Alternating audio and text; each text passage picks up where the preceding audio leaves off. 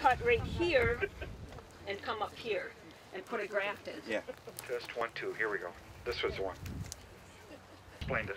You've inarched a liner, or you buried a liner. Or you buried it. A rootstock liner. And as Robbie said, she buries them right with the row so that you guys don't cut them off with a brush hog or something like that. And why don't you talk about herbicide possibilities? We don't want to damage these liners or even our bridges with herbicide. Yeah, I think it's really important that what she mentioned to you is really important. That is that she's going to inarch where she's putting the liners in down the row and not out and extended into the row. If you have to, I guess you could. If you feel like you've got to put 3 on there, try to get them at an angle that are as close to down the row as possible, so that you're keeping it away from either booms or from if you're using tillers. And then the other thing is realize that that is younger tissue. It doesn't have as much thick bark on a liner like that. So you may want to on your own put some aluminum foil or something or even newspaper around it before you go out and you put a spray on, because it's going to be more susceptible and vulnerable. Okay, go ahead. And as these start to shoot up green, if you've got time, this is another thing, you know, if you do this, you want to continue to keep up with it. Come through gently and strip off as that starts to grow. One reason is for herbicide, and the other is it's taken away from the energy that's going to help this here to heal. I planted a rootstock here. I purposely left this over here because we can, again, the bark's not slipping, so we have to use our wonderful imagination. Where we're pegged down here and above. So I would come through, mark it on the back. I'm going to see if I can just force this a little bit.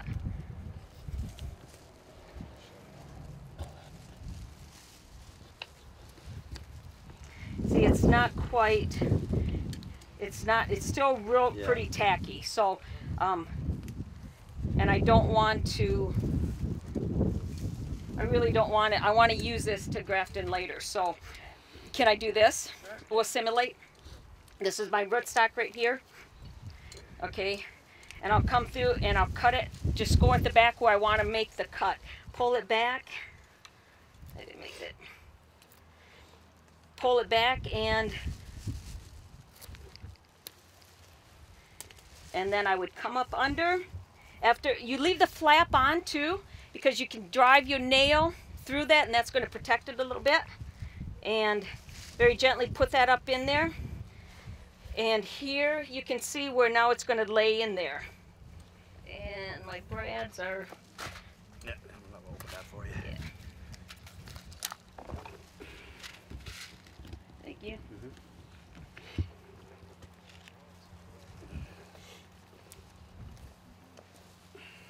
I like to go about 3/4 of the way up, or where there's good meat, and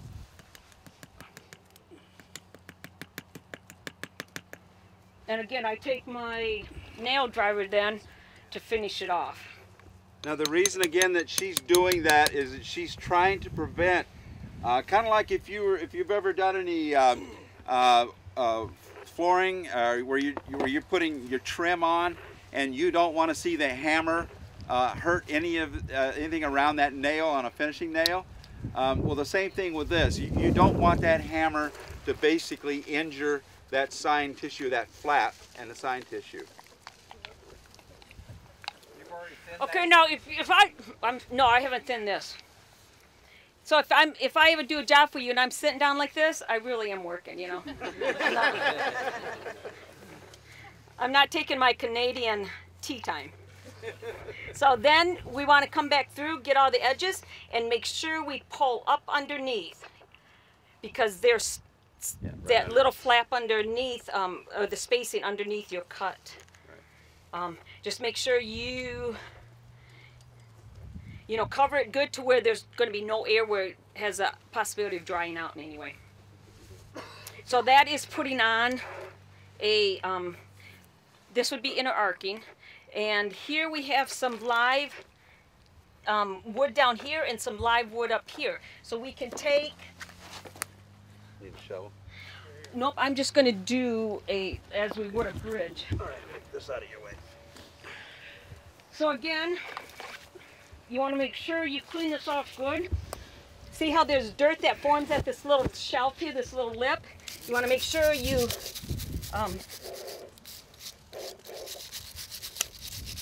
just kind of clean that off good. And again, you're going to come in. You find a place where you know, give yourself at least an inch and a quarter, where you have, right here, it's going to go down to the root properly. You want to give yourself at least an inch and a quarter at least, where you know there's going to be solid wood underneath that flap. When I make my cut, you want to try and make your cut just wide enough to fit this through. Don't make it an inch wide. You want to keep that flap about the same size as your sign wood. Okay? And then you would pull this out. Again, it's not going to slip, but we're going to Make believe.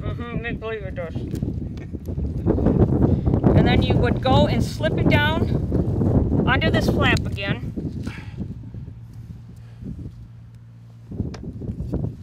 Thank you.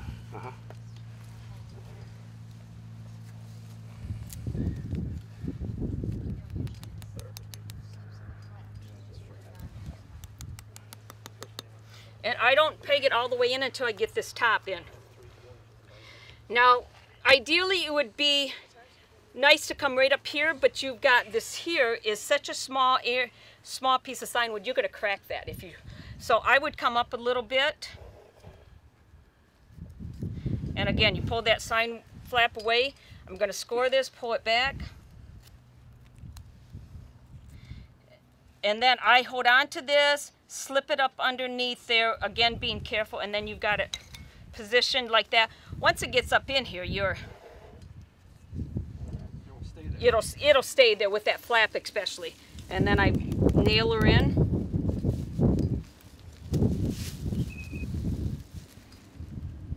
And the smaller your sign wood, the tougher it is. It just, you have such small area to, see, this isn't it tight here. But.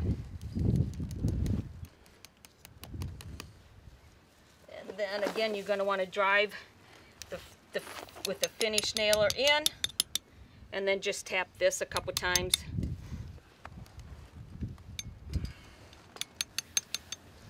And then we're going to apply this wax.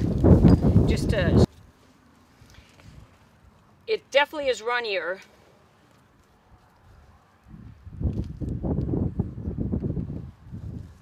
And it really depends on what you guys feel comfortable. I really don't mind using this because I don't have to wax, so I don't get it on me.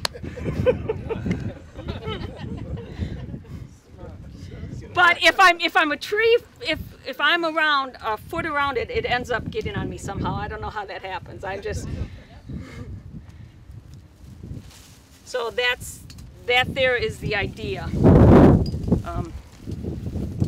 to using your sign wood as opposed to inner arcing them.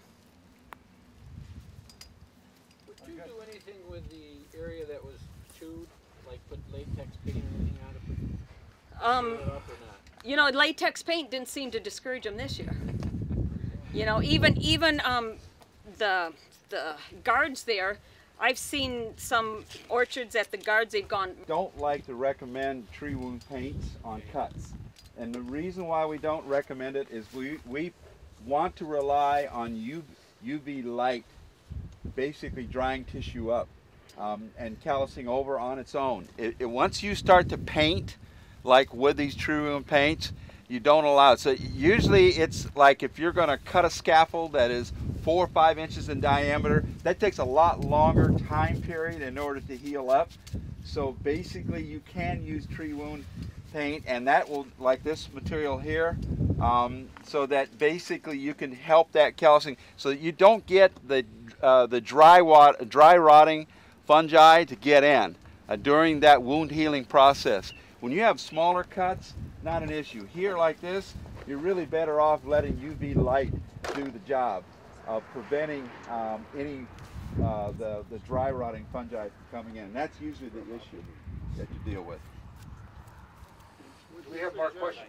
Would you suggest putting a tree guard on that? I would put some side of a guard. So it doesn't get cut or dirt. Yeah, and we talked about earlier the issue of herbicide spray. You can reduce. Remember that it is a lot thinner bark, so treat it as if it was a tree you just planted.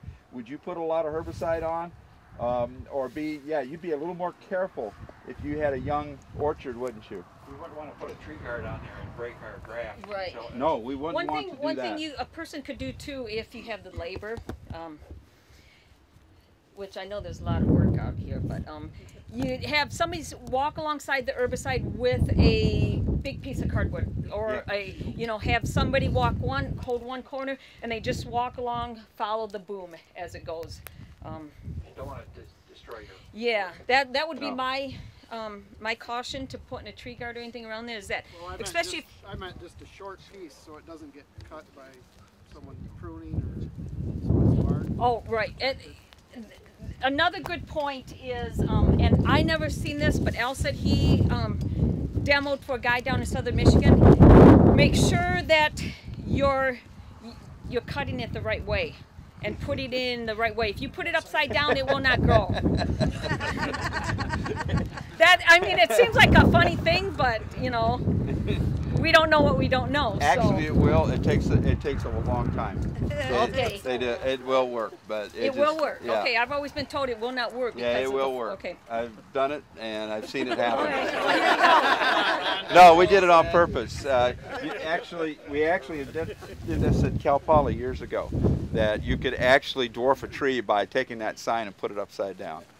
Yeah. Are there more questions for Robbie or Ron out here in this field? Yeah, Robbie, I got a quick question for you on your nailing. Have you had any experience with using like a electrician staple gun? A little wider, a little deeper?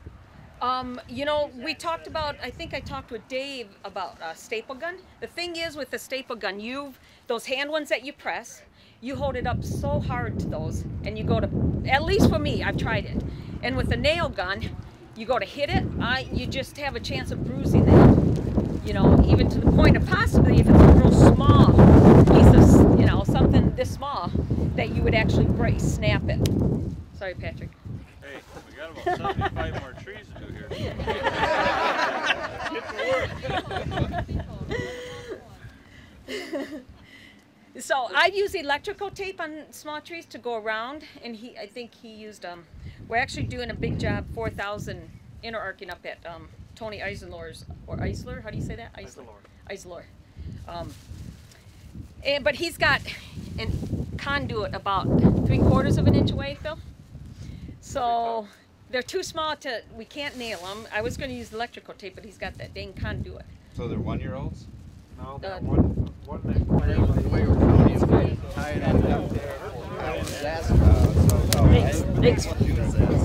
Why not? You're like a good 5 days planted.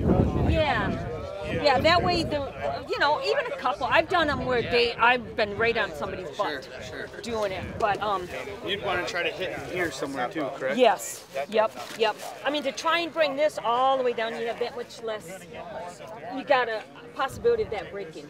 So if you come up, it's just that the higher you go, you're going to dwarf. Yeah, you don't want to try to hit up here. No, I mean I have, because out at George Wright's, he had mice, rabbit damage, and I mean it was from here all the way up to here. But they weren't bigger trees, so it wasn't that big. But if you come, ideally, you could come right through here, Phil. Yeah, that's right. And then, Robbie, with your bridge grafts, you're going right into, you're not coming down into something. You're going right up here where they chewing? I start right with it, yep, and lay it right in there. Okay. Because so that's not a fact. You're not worried about that drying out or anything? No. And plus, if you, like I said, if you cut it 1 inch to 1.25 inches, your stock, whatever, you've got all this here, down here, that's making cambial contact. Yep. And then I have found that, to put it over flap, especially if you start getting thick bark, to put it over that flap, and then to get it to lay up here. That's why those long pieces that have that nice little arc work well, which has got a natural curve to it. Then you're keeping your flap on. You never. I cut keep that my off. flap. What about Once when in you a while, top work? When you top work, do you keep your flap Yep. on, or do you? Yep, and I just No, make it's- one. I just make one slit though. Pull that back, and then and then Oh. I Right. wrap Wrap with the tight. fold. Yep, so that Yep. flaps right over. It's just that much less invasive on the tree and a little more protective for the When tree. you make your cut, you just fold it back one